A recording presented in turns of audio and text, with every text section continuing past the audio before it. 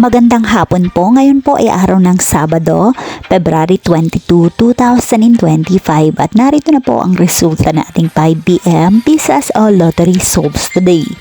At para po sa draw natin ngayon ay ang 3D Lotto at ang 2D Lotto. At para po sa Lotto More updates, pa-subscribe na lang din po ako sa aking channel at pahit na din ako ng notification bell.